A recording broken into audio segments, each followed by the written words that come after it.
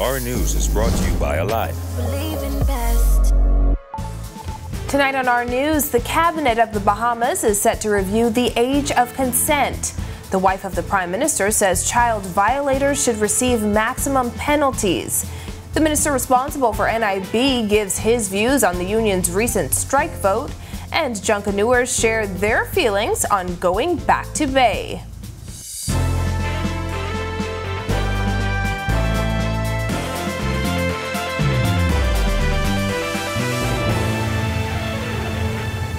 Welcome to our news and thanks for joining us. I'm Christina Dragovich. The age of consent is being reviewed by Cabinet, according to Minister of Social Services Obi Wilchcombe. Wilchcombe says the laws on consent are inconsistent and legislation may be ready by summer. The numbers that we're looking at, the Attorney General's office now is addressing the inconsistencies because we have from 10 years old, a child can be charged as an adult for a crime, depending on the circumstances. Then you have a 14-year-old, and then it's 16, then it's 18. So we have a lot of inconsistencies. So we're working on that now. The age of sexual consent is 16 for heterosexual relationships and 18 for same-sex relations. Wilchcombe was asked if it would be moved to 18 across the board. Well, the Attorney General is leading the discussion. We've sent in a document, we sent in our proposals, and because we saw the inconsistencies when we came to office, and he's addressing them all. Anne-Marie Davis, wife of Prime Minister Philip Davis, also weighing in. That is something to be looked at. Some think it should be raised to 18 because that is the age where that we can vote, and I think that's the age, something to do with having to give consent for contraception, the use of contraception. I think we have to look at all of these matters together to decide what is the best age for sexual consent, whether it should stay at 16 or go to 18. Meanwhile, Davis also wants child violators to receive the maximum sentence. Her impassioned comments come as debate swirls surrounding consent and victim blaming after a 40-year-old man got a 4-year plea deal for unlawful sex with a 14-year-old girl. Here's Jared Higgs. On the sidelines of a Child Protection Month event, Mrs. Davis was asked her thoughts on comments made by acting DPP Franklin Williams about a case involving a 40-year-old man having unlawful sex with a 14-year-old girl and getting a 4-year plea deal. Williams referred to highly sexualized young people engaging in risky behaviors in his response, leading many to accuse him of victim blaming. I'm not sure what the DPP meant to say, but I just think that the focus should always be on protecting the children. Minister of National Security Wayne Munro was also criticized for comments he made on Thursday in defense of Williams, telling reporters that the 14-year-old gave consent to the 40-year-old man and that he would have advised him to take the matter to trial since rape carries a sentence of 7 years. For her part, Mrs. Davis said she supports the maximum sentence for child violators. It enrages me so much. Personally, I would like to see everyone get the maximum sentence who violates a child. It's just traumatic. It affects them for the rest of their lives. It destroys a child, someone who has the potential of doing so much more. Once you destroy a child's life, I think everyone should get the maximum sentence. It makes me that angry. Mrs. Davis's comments come during a week when the topics of consent and victim blaming have been front and center. At today's Child Protection Month event, Minister of Social Services Obi Wilchcombe said he didn't think the comments by Williams and Munro would undermine their work once they stay focused on their goals. However, Mrs. Davis expressed sorrow for the 14-year-old girl. My heart goes out to her and what happened to her. I see, and she was 14 when this happened, and my heart goes out to her. And she should have been protected by whoever her guardians were, or whoever her neighbors, teachers, everyone else. She should have been protected, and my heart goes out to her. Reporting for Our News, I'm Jared Higgs. In other news, Minister responsible for the National Insurance Board, Miles Laroda, is weighing in on that strike vote by managers at NIB. He tells reporters it wasn't unexpected. Berthany McDermott reports.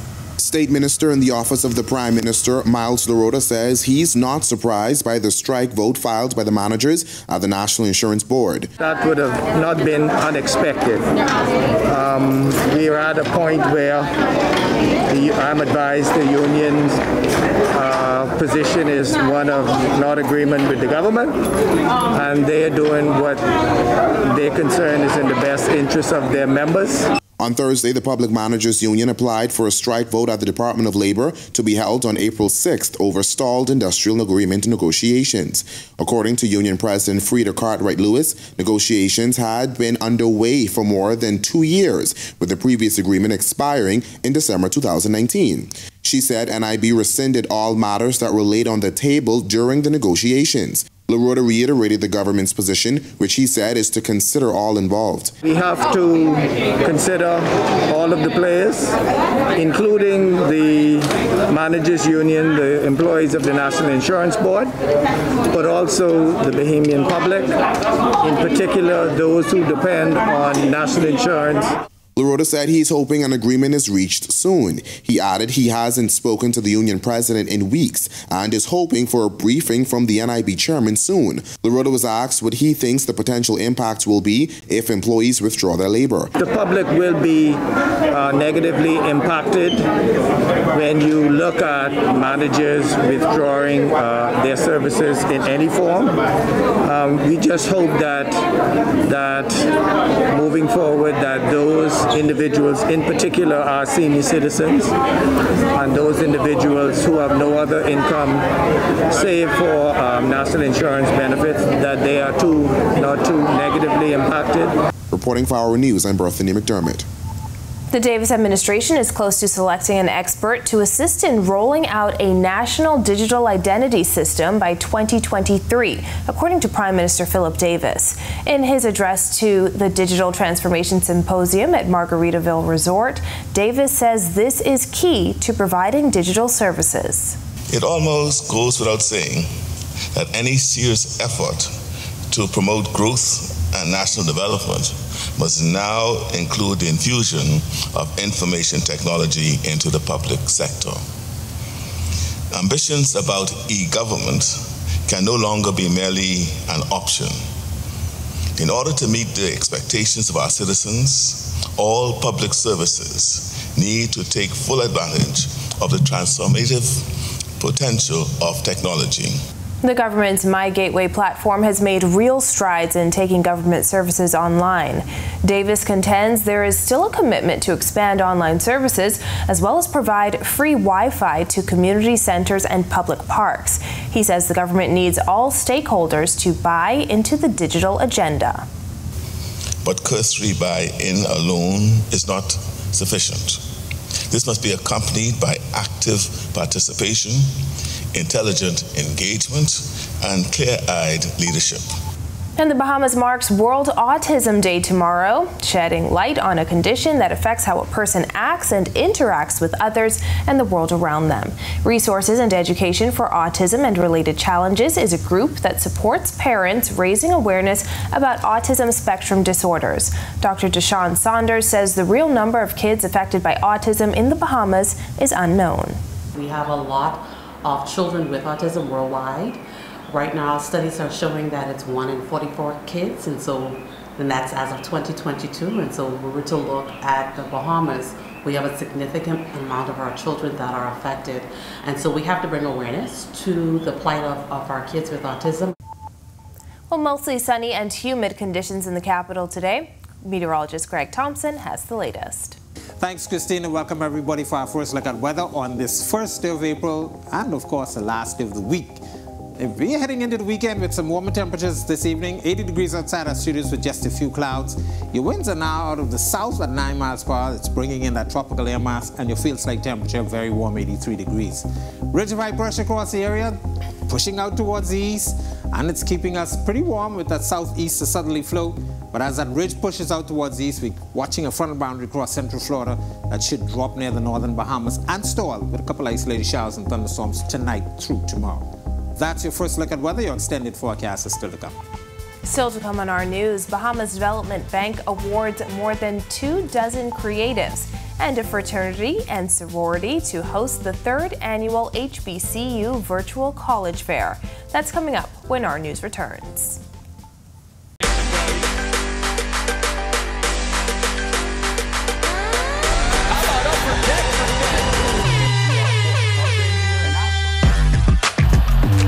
Got size at 6'5". Hi, this is Shamik.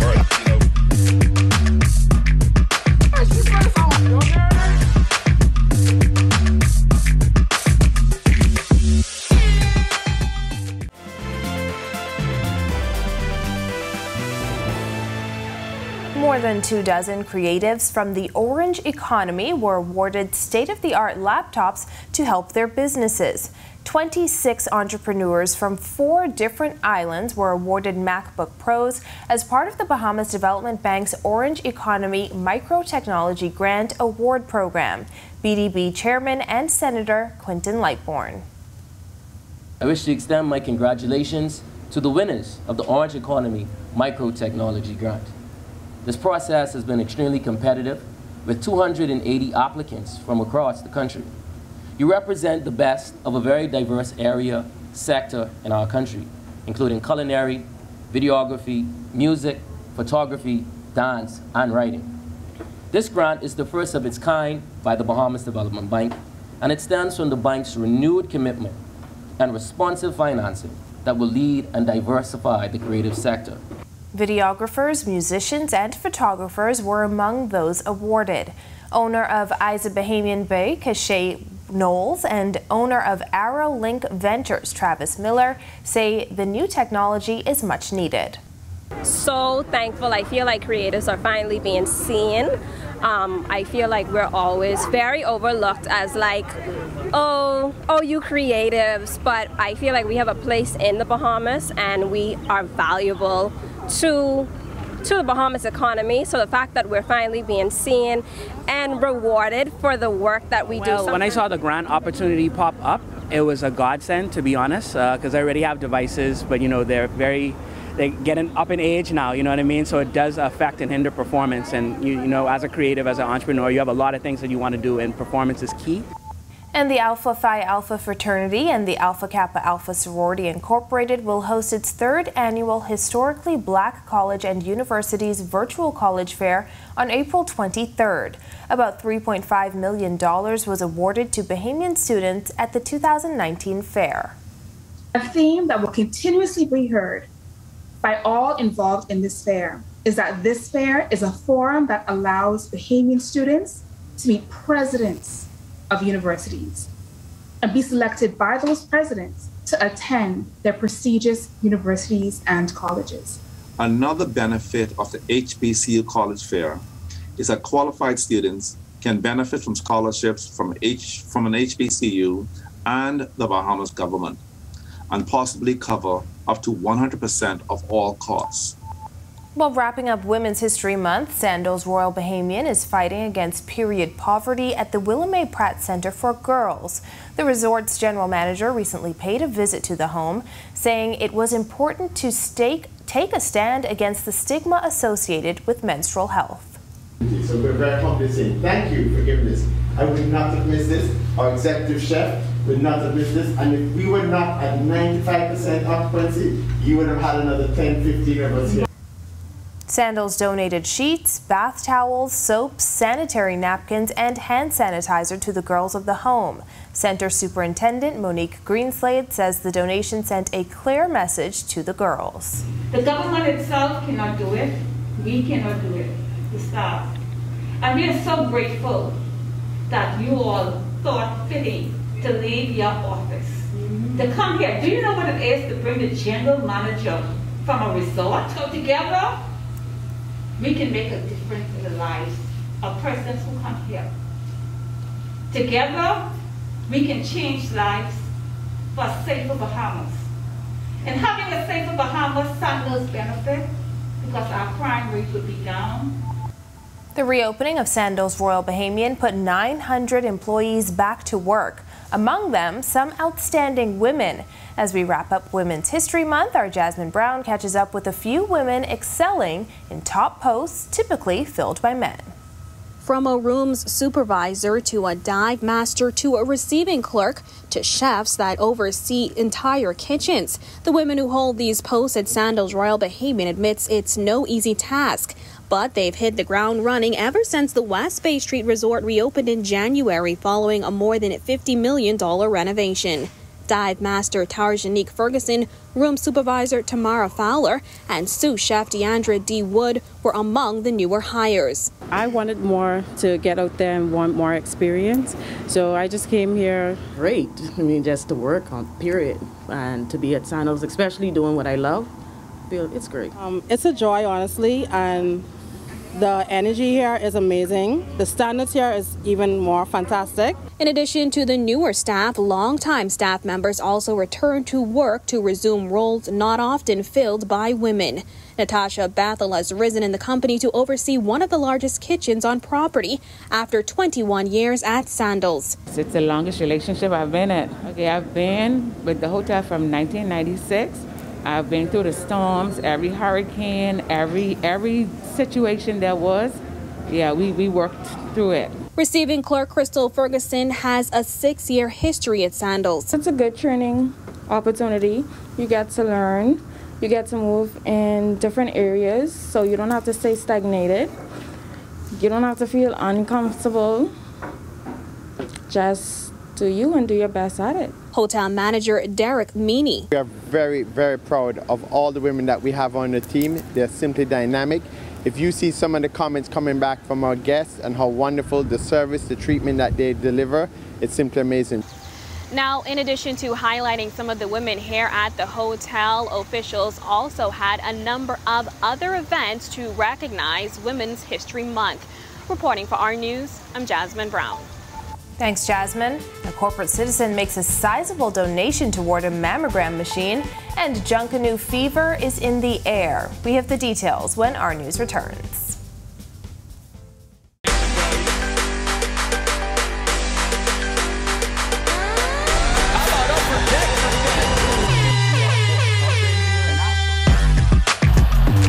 Got size at 6'5".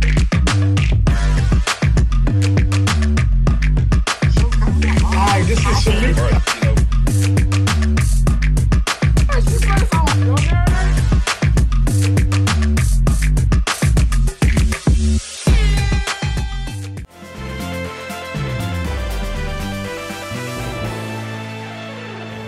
This is our news. Welcome back.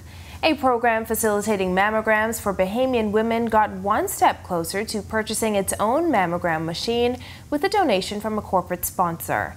Founder of Mammogram Access Program, Nakia Watson, says her organization began with the aim to screen 2,000 women for breast cancer. She soon realized that would be a major hurdle. Very early on into that initiative, it became clear that that was going to be a difficult task because the inventory of working machines here on the island was very low. So we since then shifted our focus to fundraising for an actual machine for ourselves so that we can be more active in the screening process. Watson says there's a long waiting list for mammograms, but she wants to make the screening test more accessible for women, even those who cannot afford it. The goal is to raise enough money to purchase a 3D mammogram machine to the tune of $250,000. The machine is going to cost us at around $250,000. That doesn't include the landing costs. As we all know that the cost of gas is going up, so it's kind of hard to pin down what the cost of shipping is going to be in this climate. It will allow us to do what we call tomosynthesis, which is like taking a CAT scan of your breast, where we can see different aspects of the breast at different levels, and we'll be able to catch breast cancers at a very, very early age using that. Now Mammogram Access Program is one step closer with a $24,000 donation from Jarrell Investment Limited. We feel that we have to give back because this is what we do to help the public, and especially young women who is going through a lot of hard times. Still to come, Junkanooers are heading back to Bay Street Let's see how they feel about it. Plus a final look at weather. That's coming up when our news returns.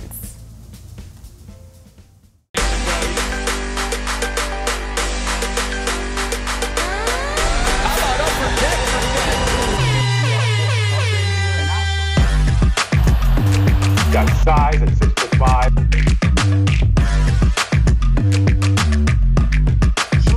Hi, this is Shamik.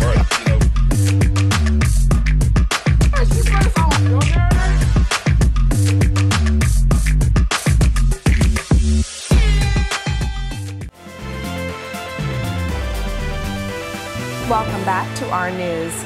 There's a chance of rain this weekend. Greg is back in the Weather Center with the details. Thanks again, Christina. Welcome back, everybody, on this TGIF Friday. Warm temperatures around the islands and, of course, a lot of sunshine with that ridge of high pressure still dominating, but that high is backing out right now, allowing a frontal boundary across central Florida to side towards the south. That frontal boundary should get near the northern Bahamas late tonight and into tomorrow. Some isolated showers and thunderstorms expected with that frontal boundary. It is expected to stall across the northern Bahamas and eventually wash itself out or eventually lift back towards the north as a warm front. We could continue to see a couple isolated showers through the weekend. Boating forecast for all areas tonight through tomorrow. Winds will be out of the southeast to south at 10 to 15 knots. Seas will be 2 to 4 feet, but up to 6 feet. So we're asking you boaters to exercise some caution. Your high tide will be at 9:09 tonight. Here's a look now at your national forecast.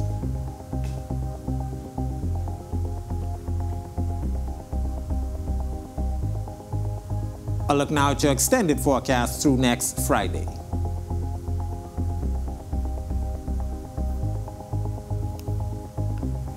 Of course, this is April 1st. What? April Fool's Day. Make sure you don't make a fool of yourself. Enjoy the weekend. Back to you, Christina. Thanks, Greg. Well, how do Junkanooers feel about the return to Bay after a 2-year hiatus? 3 of them speak with our Sasha Lightbourne about the upcoming parade season. When Junkanooers return to Bay Street on Independence Morning, here's how Dennis Saunders, John Williams, and Kennedy Campbell Moss envision it will be. I think it's going to be electrifying. It's going to be a sigh of relief.